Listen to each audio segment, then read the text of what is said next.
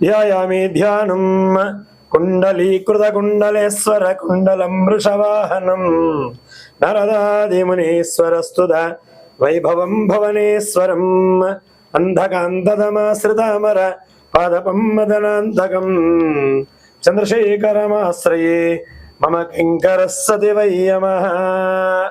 శ్రీ పార్వతీ కుండలేశ్వర స్వామి దేవతాభ్యో నమః. మా స్వామివారి పేరు కుండలేశ్వర స్వామి.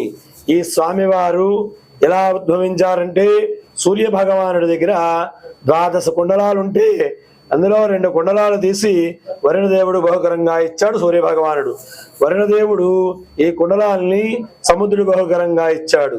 సముద్రుడి దగ్గర ఈ 2 కుండలాలు ఉన్నాయి. ఈ 2 కుండలాలు కూడా సముద్రుడు గంగాదేవి బహుకరంగా ఇచ్చాడు.